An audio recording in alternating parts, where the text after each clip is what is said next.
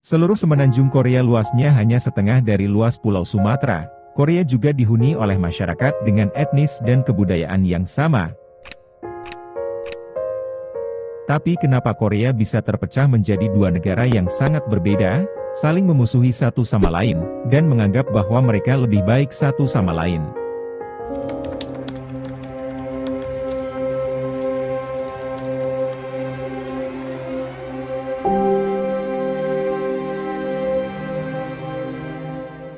Selama berabad-abad, wilayah semenanjung Korea pernah bersatu di bawah pemerintahan berbagai dinasti kerajaan.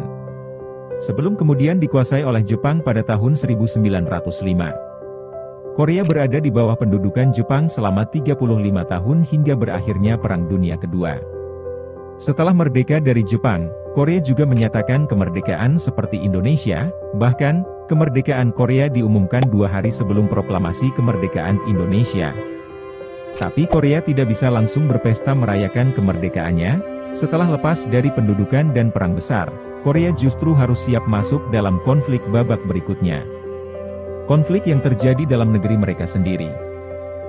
Nasib bangsa Korea menjadi wilayah pertengkaran antara negara-negara pemenang perang, khususnya Amerika Serikat dan Uni Soviet. Korea adalah bekas wilayah Jepang, dan kedua negara pemenang ini tidak mencapai kesepakatan yang sama terkait apa yang akan terjadi dengan Korea. Musuh utama Amerika dan Soviet adalah Jerman, tapi bagi Amerika, Jepang juga merupakan masalah yang membahayakan mereka. Amerika menekan Soviet agar tidak hanya fokus membalas serangan Jerman, tapi juga menghadapi sekutu Jerman di timur, yaitu negara Jepang. Dalam konferensi Kairo tahun 1943, Amerika menyatakan kalau Korea harus dibebaskan sebagai bagian dari upaya mengalahkan Jepang.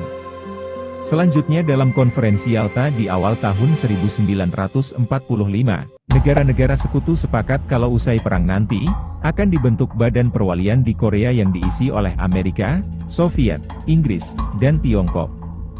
Menjelang akhir perang, tepatnya pada bulan Agustus 1945, Jepang belum memberikan tanda akan menyerah. Maka Amerika menekan Soviet agar melakukan operasi militer dari darat untuk memaksa Jepang menyerah, dan Soviet benar-benar melakukannya. Soviet mulai dengan menginvasi Manchuria, lalu pada tanggal 10 Agustus, pasukan Soviet telah mencapai wilayah utara semenanjung Korea. Laju pasukan Soviet yang cepat ini, justru membuat Amerika khawatir. Amerika takut kalau Soviet malah justru akan menguasai seluruh wilayah Korea, sehingga Amerika membuat garis batas laju invasi, yaitu garis paralel demarkasi, yang berada pada 38 derajat lintang utara.